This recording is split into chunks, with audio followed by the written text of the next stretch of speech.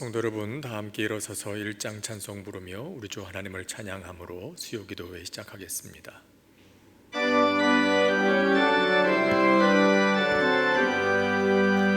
만복의 근원 하나님, 온 백성 찬송 드리고 저 천사여 찬송하세. 찬송 성부 성자 성령 아멘. 은혜로우신 하나님 아버지, 오늘도 연약한 저희들을 주님의 권능의 오른팔로 붙드시고 주의 보좌 앞으로 부르시니 감사를 드립니다. 비록 각각 있는 처소에서 영상을 통해 함께 모이지만은 한 성령께서 우리 가운데 한 가지로 역사하여 주셔서 한 공동체 이루게 하시고 한 가지 은혜에 참여케 하여 주시기를 원합니다. 제자들이 다락방에 모였을 때에 성령께서 임하시고 각 사람의 머리 위에 불의 혀같이 갈라진 형상으로 임하셨던 것처럼 오늘도 각 사람에게 성령께서 친히 그렇게 임재하여 주시고 각 사람이 들어야 할 하나님의 말씀을 듣게 하시며 또 저들을 위해 예비하신 모든 은혜가 저들의 삶 속에, 그리고 저들의 가정에도, 그리고 저들의 사업장에도, 삶의 현장 곳곳에도 함께 하시기를 간절히 소원합니다. 오직 주의 영이 인도하시는 복된 시간 되게 하여 주시기를 간절히 소원하옵고 예수님의 이름으로 기도합니다. 아멘.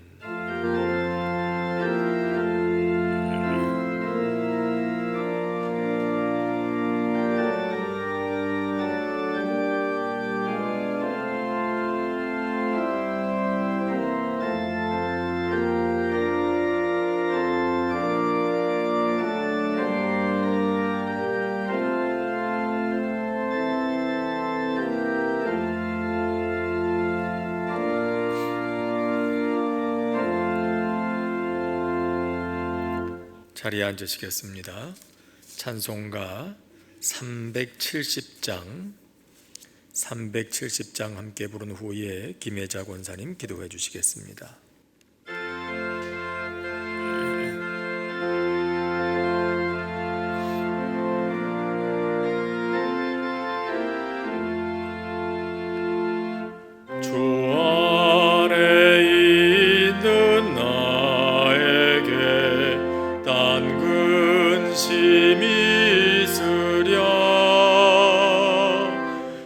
십자가 밑에 나가 내 짐을 풀었네. 주님을 찬송하면서 할렐루야 할렐루야. 내 앞길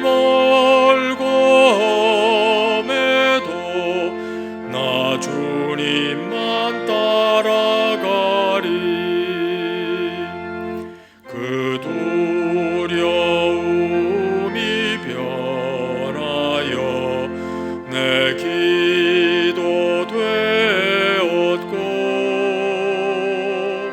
전날의 한숨 변하여 내 노래 되었네.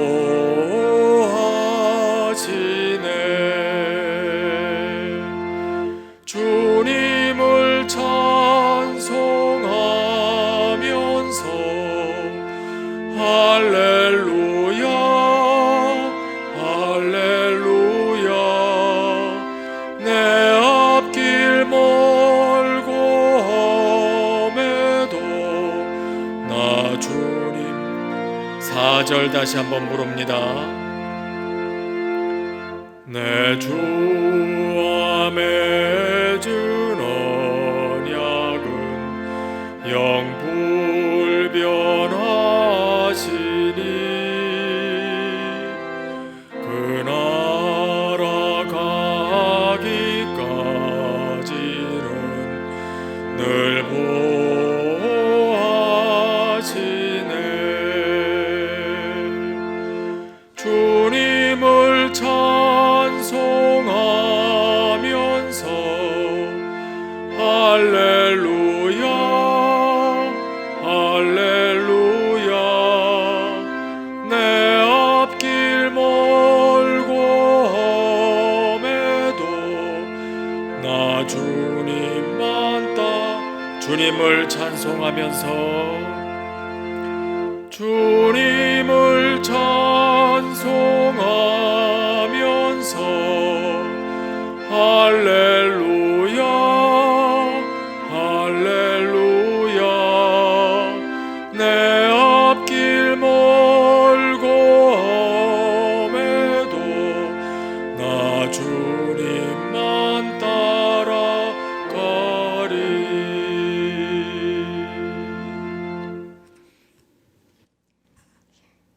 생명과 진리이신 여호와 하나님, 올 한 해 지난 날 시간들을 뒤돌아보며 역경과 환난 속에서도 지켜주시고 보호하심을 감사드립니다.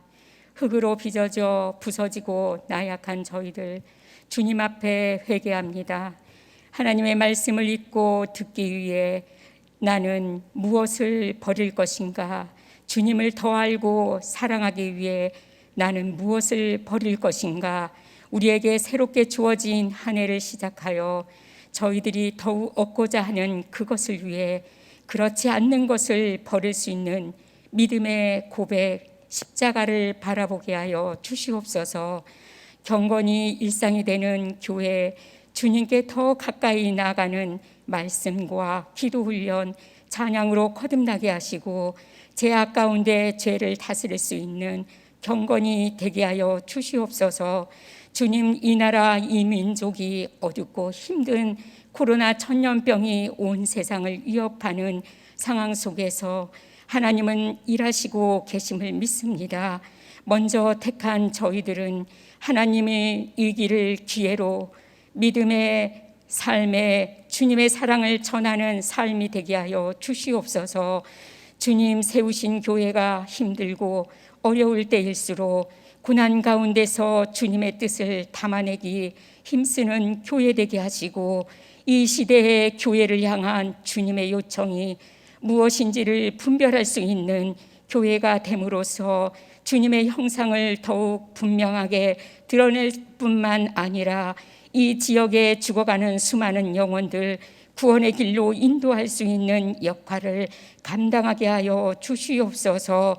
예비하신 주님의 복된 말씀을 들고 단위에 서시는 목사님 성령으로 기름 부어주셔서 선포하시는 말씀 위에 권세 있게 하옵시고 저희 모두에게 은혜가 넘치게 하옵소서. 하나님의 신령한 비밀을 깨달아 우리 모두 변화받아 하나님께 더 가까이 가게 하옵소서. 섭리하시는 주님의 말씀에 순종하며 살아가신 예수님 이름으로 감사하며 기도드렸사옵나이다. 아멘.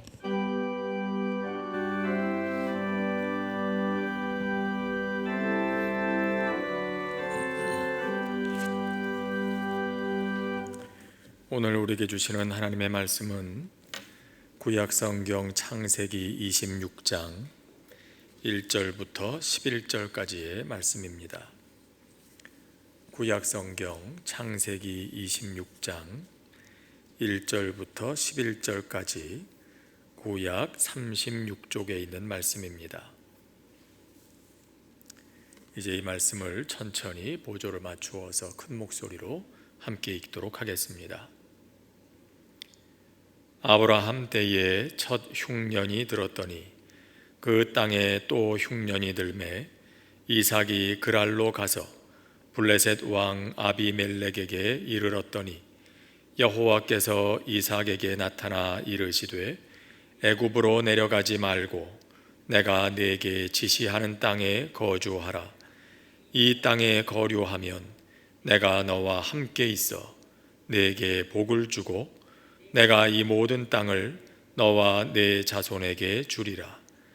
내가 네 아버지 아브라함에게 맹세한 것을 이루어 네 자손을 하늘의 별과 같이 번성하게 하며 이 모든 땅을 네 자손에게 주리니 네 자손으로 말미암아 천하 만민이 복을 받으리라.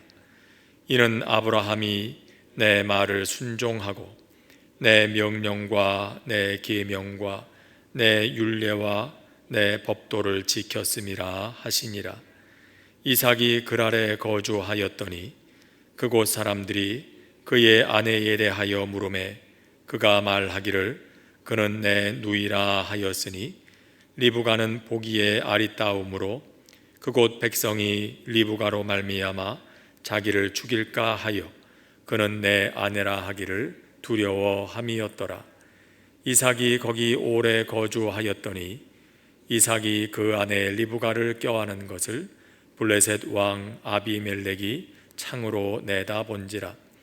이에 아비멜렉이 이삭을 불러 이르되 그가 분명히 내 아내거늘 어찌 내 누이라 하였느냐.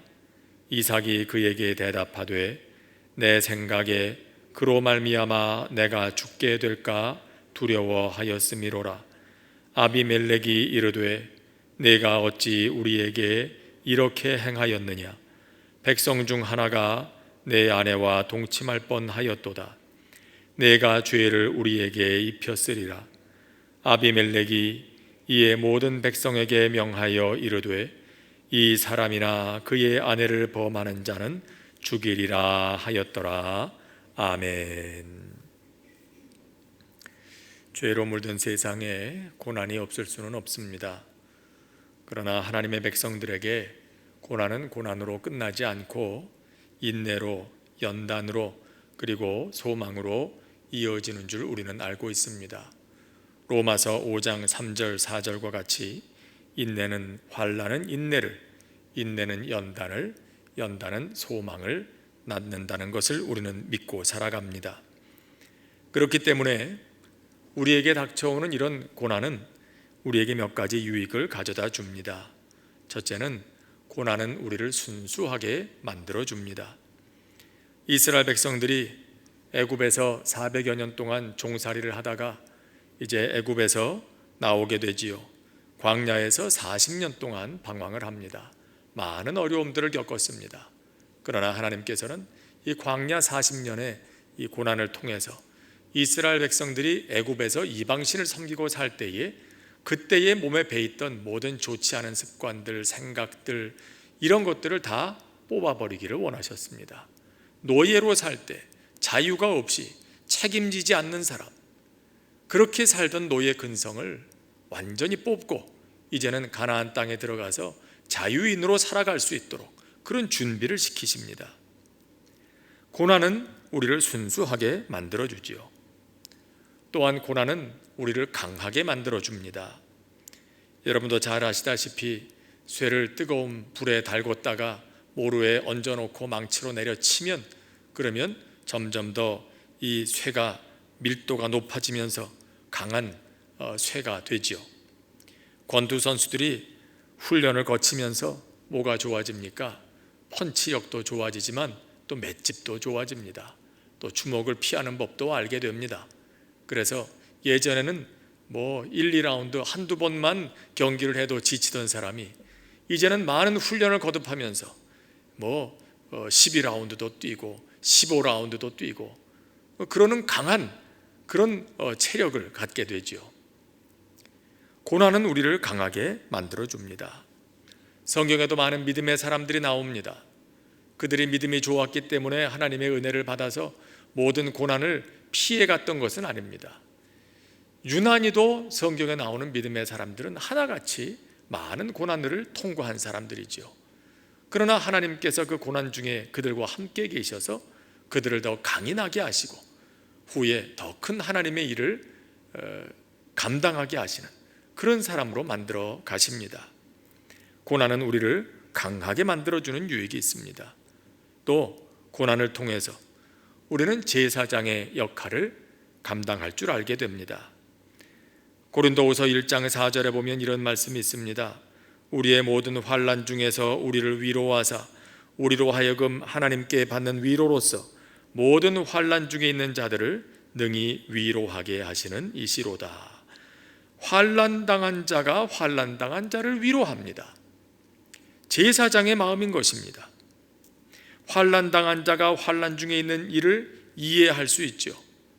과부가 과부 사정 아는 것처럼, 아파 보면 아픈 사람 심정을 아는 것처럼 고난을 통해서 우리는 그의 아픔에 동참하고 또 그를 도와주며 그를 하나님 앞으로 인도하며 그를 위해 기도하며 그와 같은 하나님과 이 세계 사이에 서 있는 중보자의 역할을 감당하는 이 제사장처럼 우리도 그와 같은 제사장의 역할을 감당하게 하시는 것입니다.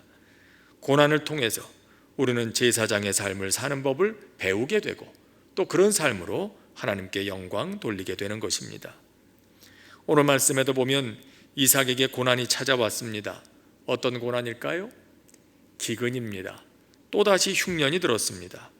아브라함 때에 있었던 흉년이 이삭 때에 또 들었다, 그렇게 기록합니다. 세상엔 언제나 고난이 있죠. 흉년이 옛날에 있었다고 오늘은 다시는 없는 그런 것이 아닙니다. 옛날에 흉년이 들었어도 지금도 흉년은 또다시 찾아올 수가 있는 것입니다. 그래서 그는 가족들과 함께 먹을 것을 찾아서 어디로 갑니까? 그랄이라고 하는 동네로 갑니다. 그러나 그의 최종 목적지는 여기가 아닙니다.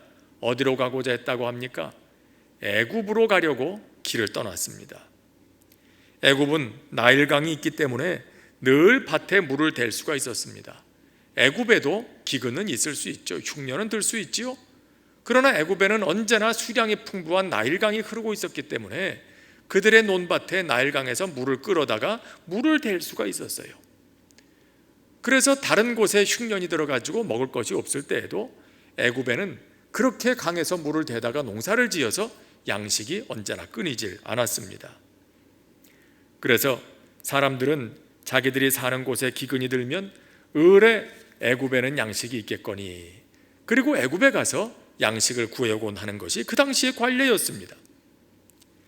이삭도 당시 사람들이 하는 방식대로 애굽으로 가고자 했던 것입니다. 그러나 여기서 한 가지 안타까운 게 있다면 이삭은 본래가 묵상의 사람이었죠. 리브가를 처음 만나던 때도 이삭이 뭘 하고 있다가 리브가를 만났습니까?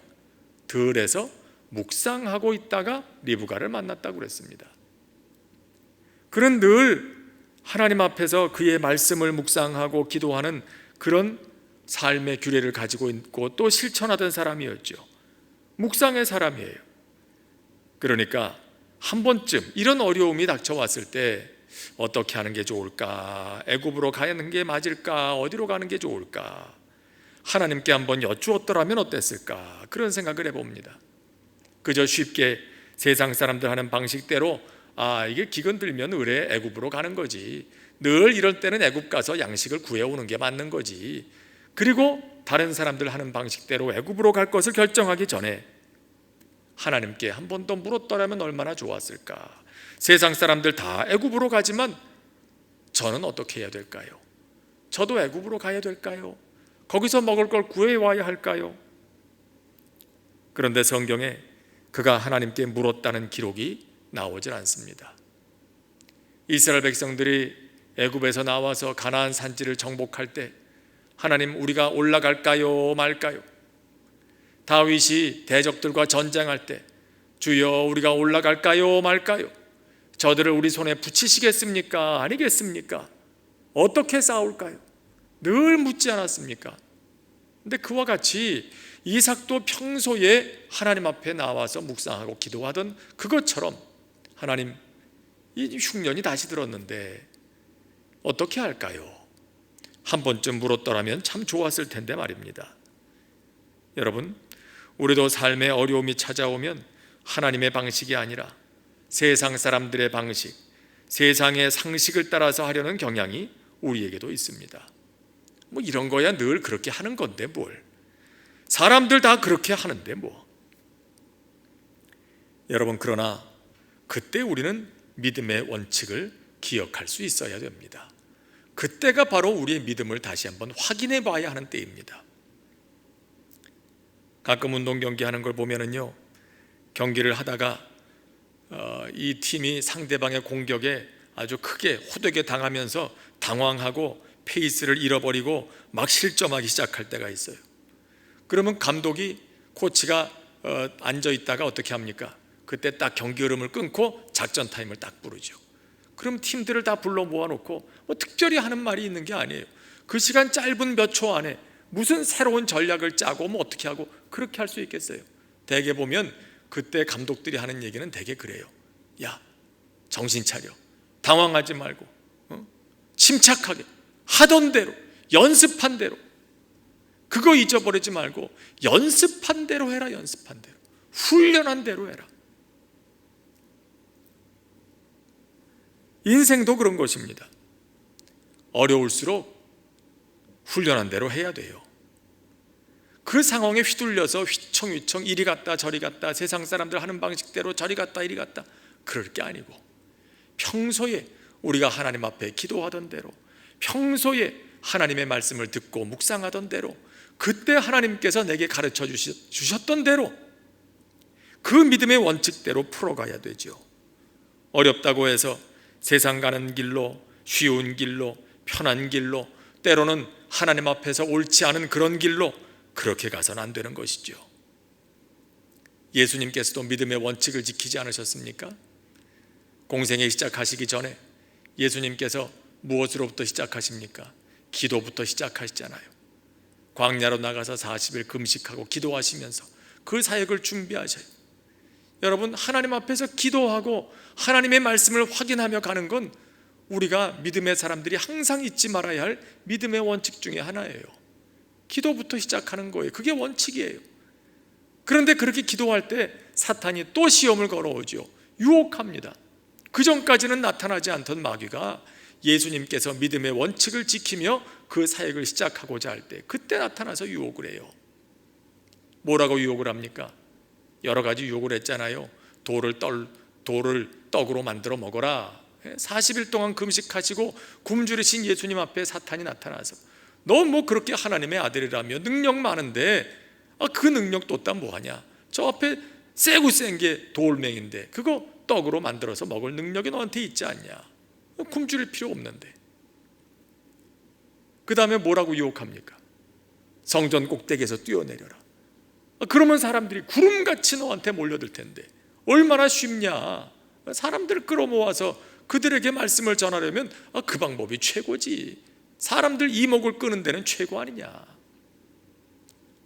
그건 뭐 힘들게 한 사람 한 사람 찾아다니면서 그럴 건 뭐 있냐? 뭐라고 또 유혹합니까? 높은 곳에 데리고 올라가서 거기서 나에게 절하라. 나한테 절만 꾹뻑하면 내가 이 세상 권세 다 손에 쥐고 있는데 나한테만 절 한 번만 하면 이 세상 권세 내가 너한테 다 줄게. 다 줄게. 세상 영광 다 줄게. 여러분, 이 얘기 요약하면 뭐겠습니까? 한마디로 요약하면 십자가 지지 말라는 겁니다. 하나님께서 예수님에게 주신 그 사명 버리라는 겁니다.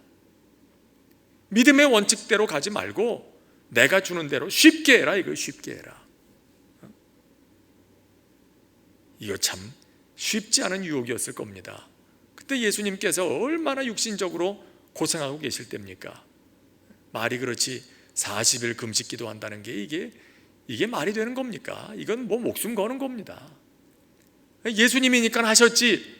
우린 쉽게 그렇게 얘기하지만 예수님이 우리와 똑같은 사람의 몸으로 이 땅에 오셨다는 걸 우린 기억해야 돼요. 여러분, 사흘만 금식해도 사람이 뭐 오락가락하잖아요. 40일 금식하신 후에 예수님이 얼마나 기력이 빠지고 힘드셨겠어요. 근데 그때 찾아온 거예요. 근데 그 순간에도 예수님은 믿음의 원칙을 지켜가십니다. 그게 아니다. 하나님은 이렇게 말씀하셨다. 그걸 끝까지 지키시죠. 여러분, 하나님께서 이삭에게 뭐라고 하십니까? 똑같습니다. 믿음의 원칙을 확인하게 하십니다. 2절 말씀에 이렇게 돼 있죠. 여호와께서 이삭에게 나타나 이르시되 애굽으로 내려가지 말고 내가 네게 지시하는 땅에 거주하라. 이삭은 그랄까지만 왔을 뿐입니다. 블레셋 사람들의 땅입니다. 그런데 그가 애굽으로 가려고 한다는 것을 하나님은 이미 알고 계셨습니다. 우리의 마음속을 다 헤아리시는 하나님은 알고 계셨습니다. 그래서 말씀하시는 거죠. 애굽으로 가지 마라. 사람들이 다 애굽으로 간다고 해도 너는 갈 필요 없다. 하나님이 거하라 하시는 그 땅에 머물러 있으라. 믿음의 원칙을 지키라는 거예요. 하나님의 길을, 그 길을 가라는 거예요.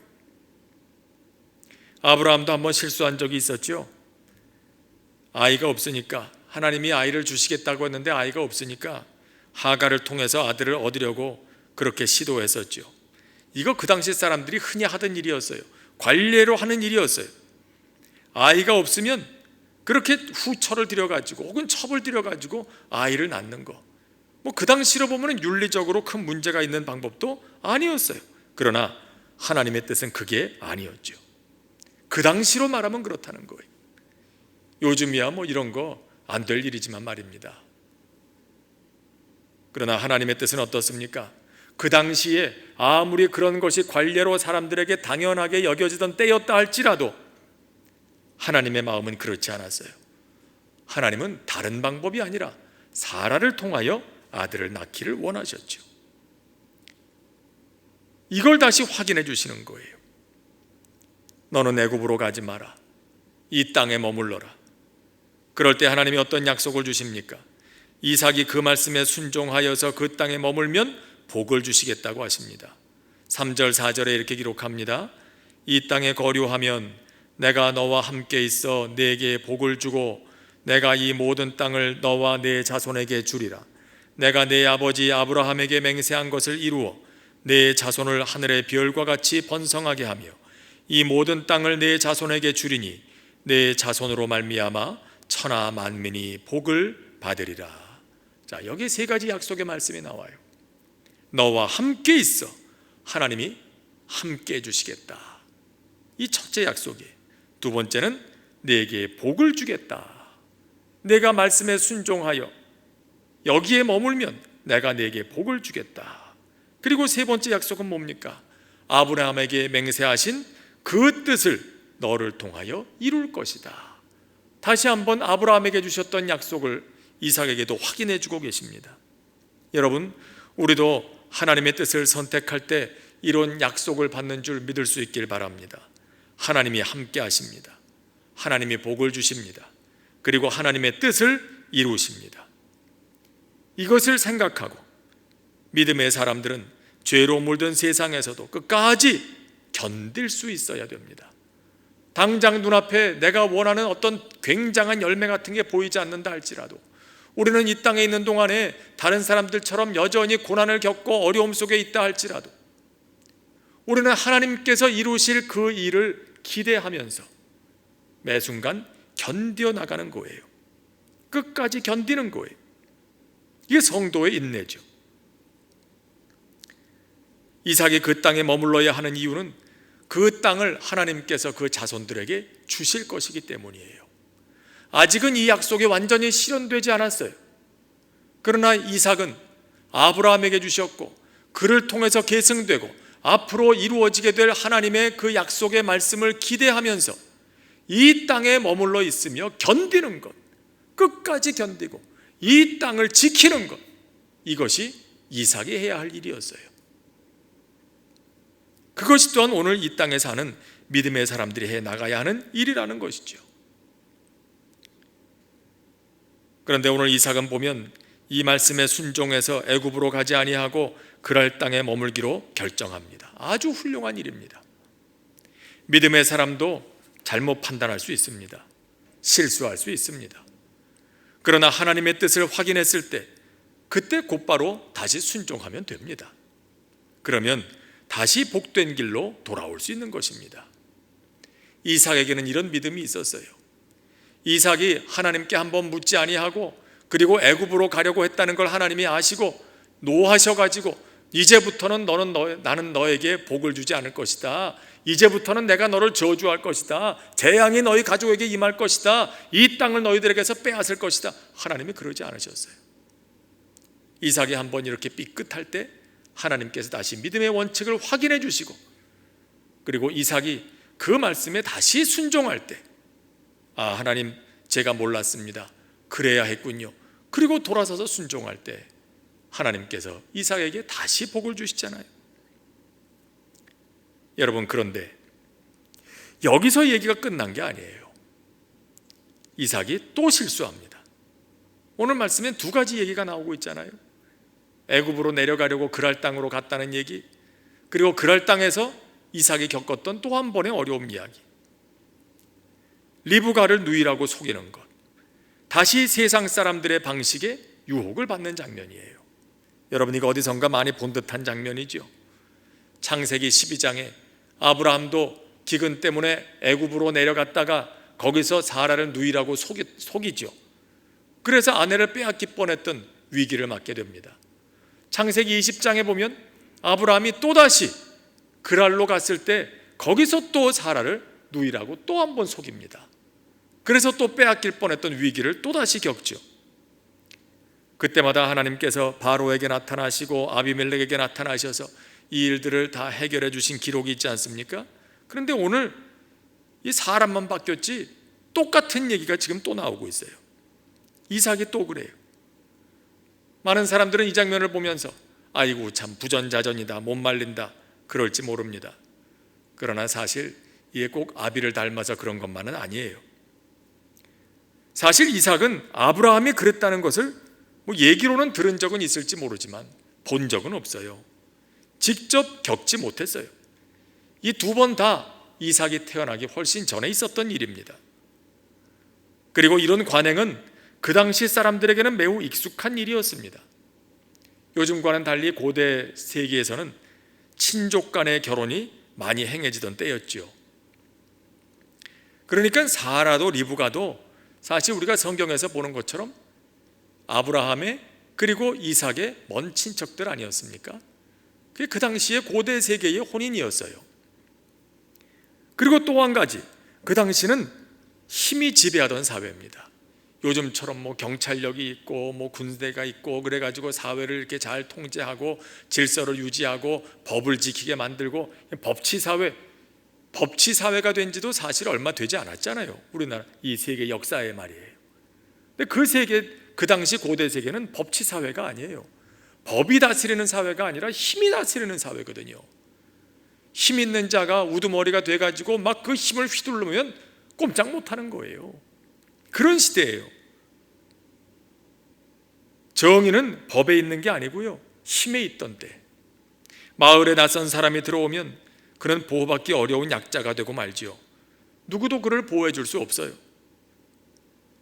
그리고 그 당시의 여자들은 보호받기 어려운 약자들 중에 약자였지요.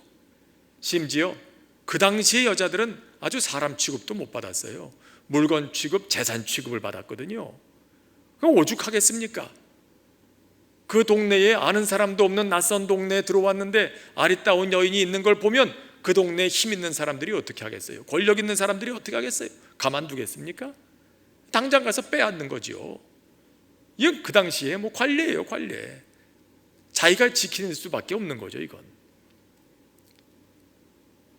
근데 그렇게 일단 빼앗아 놓고, 그리고는 이게 아무개의 누이라더라. 그럼 그 다음부터 협상에 들어가죠.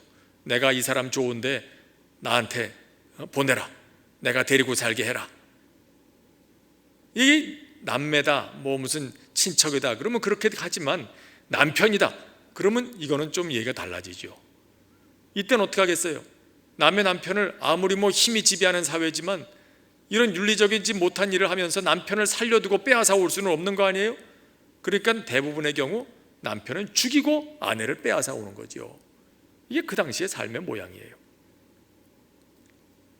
그래서 그 당시의 사람들은 낯선 곳에 갈 때 아내라고 하지 않고 목숨 부지하기 위해서라도 동생이다 뭐다 이렇게 소개하는 게 아주 흔한 일 중에 하나였던 거죠. 이삭이 다시 낯선 땅에서 세상 사람들이 하는 방식을 선택합니다. 그리고 안전을 도모하고자 합니다. 나중에 아비멜렉에게 그가 고백하는 것처럼 내가 죽을까 봐, 이 땅의 사람들이 나를 죽이고 내 아내를 빼앗아 갈까 봐 내가 그렇게 거짓말을 했다고. 여러분, 그러나 하나님은 아브라함에게 하셨던 것처럼 이삭과 리브가를 또 한 번 보호해 주십니다. 아비멜렉이 리브가가 이삭의 누이가 아니라 아내라는 사실을 알게 하시죠. 그리고 이 일을 바로잡아 주십니다. 여러분, 여기서도 이삭은 세상 사람들이 다 이 사람은 내 누이요 그렇게 말해야 하는 상황일지라도 그는 아내라고 말할 수 있어야 됐겠죠. 하나님의 보호하심을 믿어야만 했습니다. 내가 너를 보호할 것이다. 내가 너와 함께 할 것이다. 내가 내게 복을 줄 것이다. 그 약속을 믿고 담대하게 이 사람은 내 아내입니다 선언을 했어야 하는데 이삭은 그러질 못했어요. 여러분, 우리도 때로 은근히 그런 유혹받을 때 있지 않습니까? 가끔 보면은 주일날 무슨 행사가 있거나 사회생활 하다 보면은 그럴 일이 가끔 있죠. 그러면은 예수 믿는 사람들은 주일날 예배당에 나와서 예배하고 또 그렇게 하니까 그날 내가 못 가겠습니다 이제 얘기를 해요. 그러면 저쪽에서 묻죠. 아유, 그거 왜 다들 모이는 자리인데 왜 못 나온다 그러냐? 그러면 선뜻 난 예수 믿기 때문에 교회 가야 돼요, 예배 드려야 돼요, 이 말이 선뜻 나오질 않으니까 우물쭈물하다가 나 그날 선약이 있어요, 나 그날 급한 일이 있어서 안 돼요. 글쎄요, 그렇게 말할 수도 있겠지만 그런 순간에 우리가 좀 담대하게 난 예수 믿는 사람이에요, 나 그날 교회 가야 됩니다, 예배 드려야 됩니다. 그러면 또 그러겠죠. 그 예수 믿는 사람들은 매주일 가서 예배 드리는데 한 주 정도 빠지면 어때요? 다음 주에 또 가면 되지. 그렇게 얘기할 때도 담대하게 얘기할 수 있어야 되죠. 그런 게 아니라고. 주일은 항상 하나님께 나아가서 예배하는 날이다. 우리는 그렇다. 그걸 분명하게 얘기할 수 있어야 되죠. 당당하게 신앙적인 입장을 당당히 밝힐 수 있어야 되는 거예요. 이삭도 그랬어야 하는 거죠.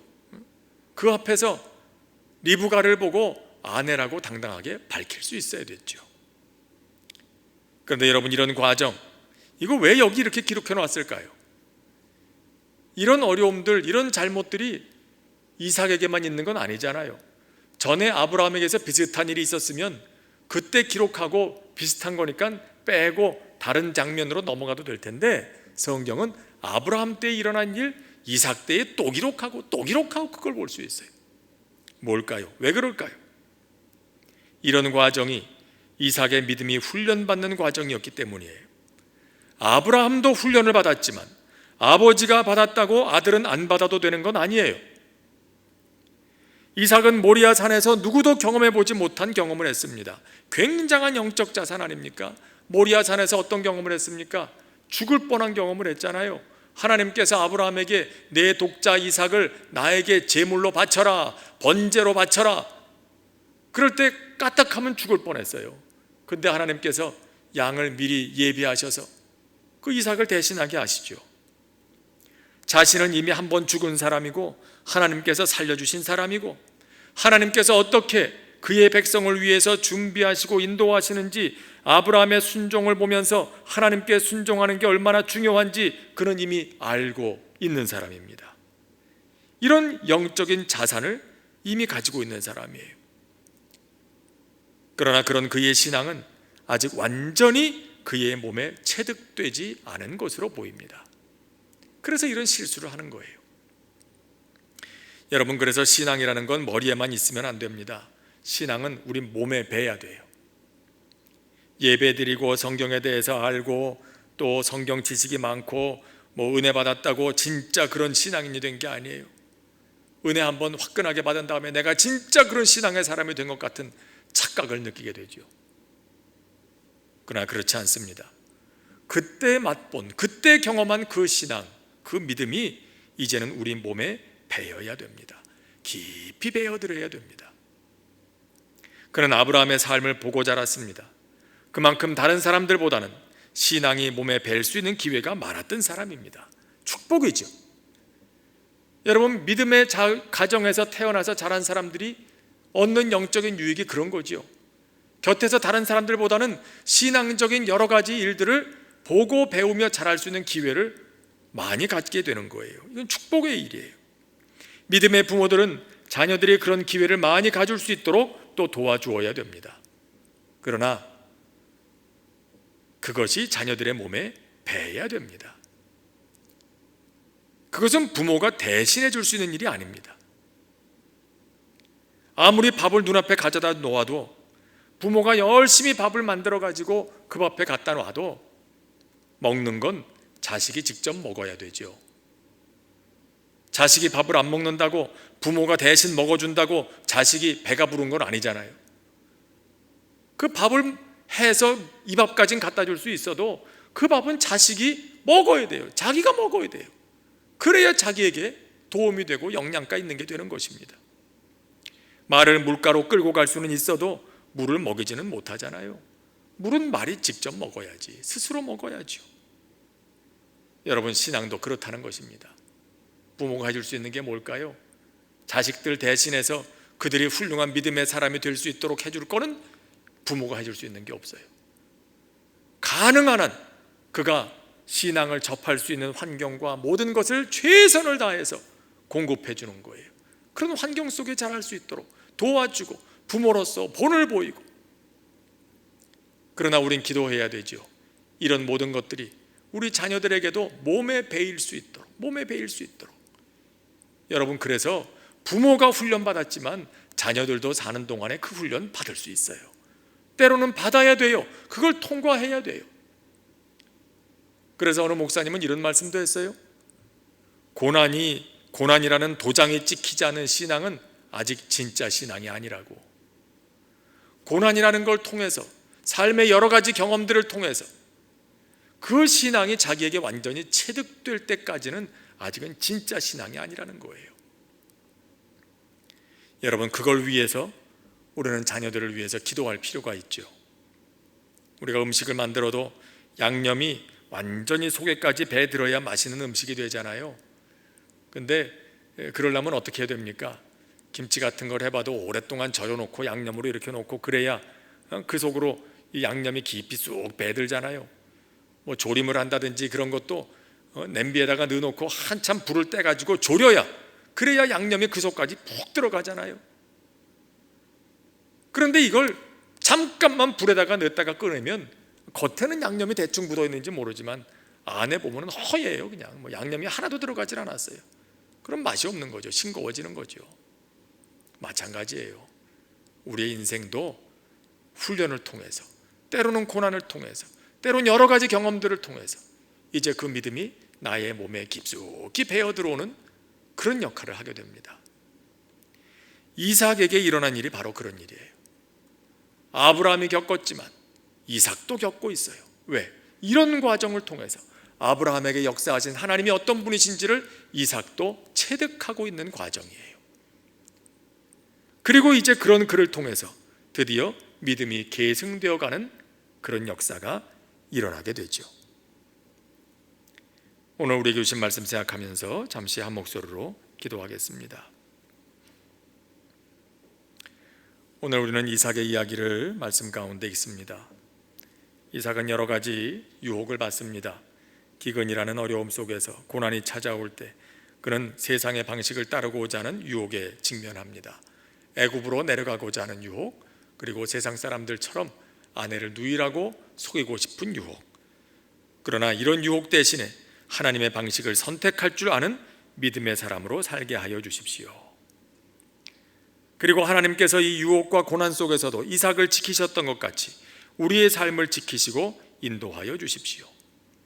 올 한 해 그렇게 하나님과 더 가까이 하는 복을 누리게 하여 주십시오. 오늘도 여전히 질병이 창궐한 시대입니다. 질병과 여러 가지 어려움을 힘들어하는 이 땅과 또 이 나라와 사람들을 도와주옵소서.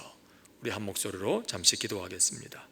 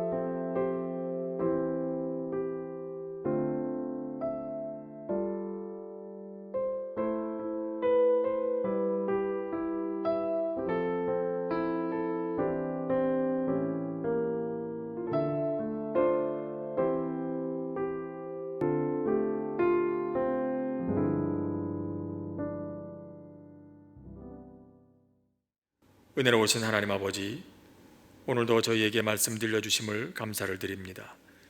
이삭의 이야기를 읽습니다. 그의 모습을 보며 우리들 자신의 모습을 봅니다. 이삭은 많은 믿음의 유산을 타고난 그런 사람이었지만은 그도 또한 어려움을 만났을 때에 실수할 때가 있었습니다. 유혹을 받았습니다.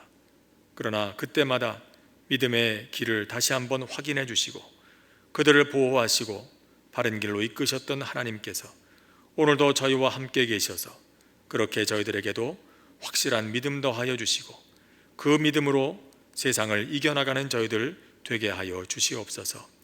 주님 다시 오시는 그날까지, 주님의 나라가 완전하게 이루어지는 그날까지 우리 또한 죄로 물든 세상이지만 이 세상 속에서 믿음으로 끝까지 잘 견디게 하시고 그 인내로 하나님의 소망을 이루어가는 저희들 되게 하여 주시옵소서.